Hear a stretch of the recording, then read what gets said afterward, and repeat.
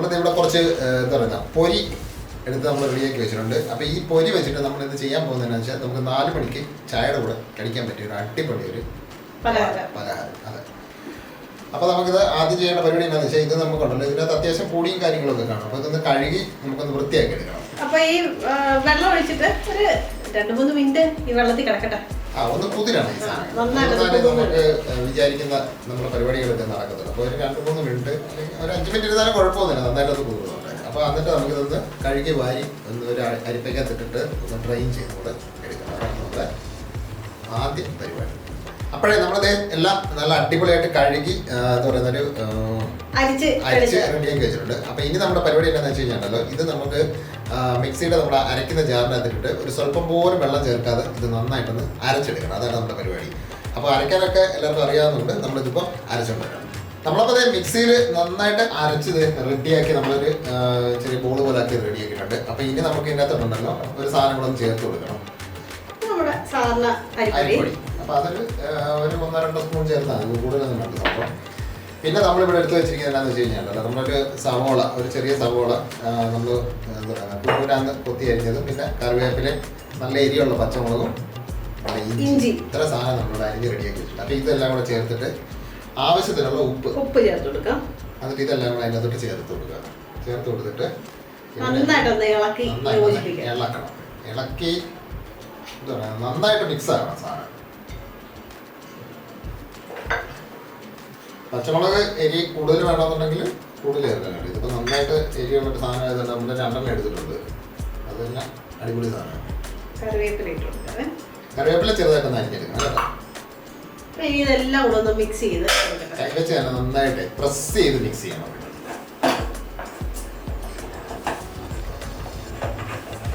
എന്നിട്ട് ഉപ്പ് ഒന്ന് നോക്കിക്കണം. ഉപ്പ് പോരാന്നുണ്ടെങ്കിൽ നമുക്ക് ചേർത്ത് കൊടുക്കാം. അത് നല്ല അടിപൊളിയായിട്ടുണ്ട് സാധനം. അപ്പോൾ ഇത് നന്നായിട്ടൊന്ന് മിക്സ് ആയിട്ട് നമുക്ക് ബാക്കി പരിപാടി ചെയ്യാം.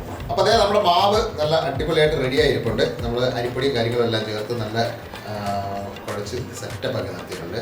അപ്പോൾ നമ്മളത് തൊട്ടടുത്ത് തന്നെ നമ്മുടെ എണ്ണ ചൂടാകാൻ നമ്മുടെ ചീനച്ചട്ടിക്കകത്ത് വെച്ചിട്ടുണ്ട്. അപ്പോൾ ഇങ്ങനത്തെ പരിപാടി എന്താണെന്ന് വെച്ച് കഴിഞ്ഞാൽ നമ്മൾ ചെറിയ പാത്രത്തിൽ സ്വല്പം വെള്ളം എടുത്തിട്ടുണ്ട്. ഇത് വേറെ കാര്യത്തിലൊന്നുമല്ല, നമ്മുടെ കൈ ഒന്ന് നനയ്ക്കാം. കൈ ജസ്റ്റ് ഒന്ന് നനച്ച് വെച്ചിട്ട് ഇത് നമുക്ക് ഇഷ്ടമുള്ള ഷേപ്പിൽ ആക്കിയെടുക്കാം. അതെ, ഒന്നെങ്കിൽ നമ്മുടെ എന്താ പറയുന്നത് പരിപ്പുവടയുടെ ഷേപ്പോ ഉഴുന്നുവടയുടെ ഷേപ്പോ ഏത് ഷേപ്പിലാണ് നമ്മുടെ ഇഷ്ടം പോലെ റെഡിയാക്കാം. ഇനിയിപ്പോൾ ഒരു ഷേപ്പ് വേണമെന്നുണ്ടെങ്കിൽ നമുക്ക് വെറുതെ ഇല്ലാതെ ഇങ്ങനെ ഈ നമ്മളെന്താ പക്കോടയൊക്കെ ഉണ്ടാക്കുന്ന പോലെ ഉണ്ടാക്കിയെടുക്കാം. നമ്മളെന്തായാലും ഇങ്ങനെ ജസ്റ്റ് ഒന്ന് വെച്ചിട്ട് എടുത്തേക്കിട്ട് ഒരു ഉഴുന്നുവടയുടെ ഷേപ്പിൽ ആക്കിയെടുത്തേക്കാം.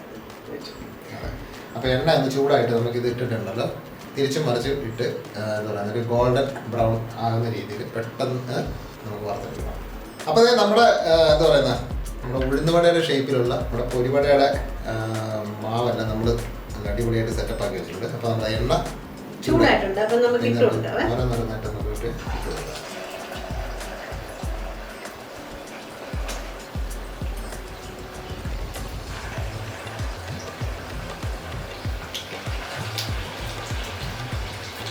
അപ്പോൾ ഇനി അതുണ്ടല്ലോ അവിടെ കിടന്നിട്ട് ഒരു 2 മിനിറ്റ് കഴിയുമ്പോൾ ഇപ്പം ഇളക്കരുത്, ഇളകിയാൽ പൊടിഞ്ഞു പോകും.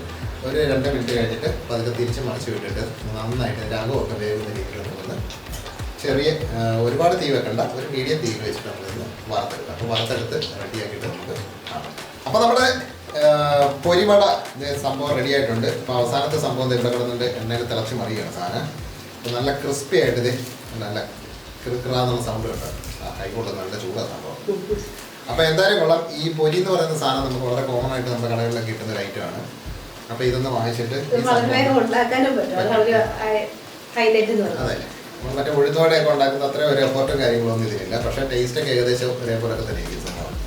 അപ്പോൾ എന്തായാലും ഇതൊന്ന് റെഡി ആയിരിക്കും. പിള്ളേർക്കൊക്കെ എന്താ പറയുന്നത് 4 മണി സ്കൂളൊക്കെ വിട്ട് വരുന്ന സമയത്ത് ചായയുടെ കൂടെ ഒരു കടിയാകും, അവർക്കൊരു സന്തോഷമാകും.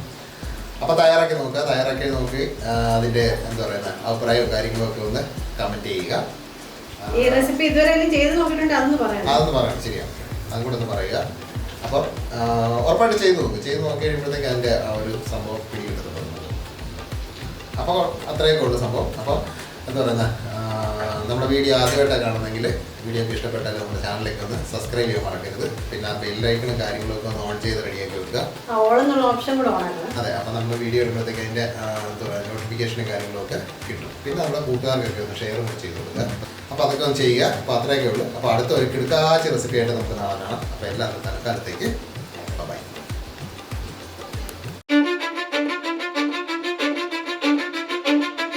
Cause I don't give a fuck what you say. Yeah, I'ma do shit my way.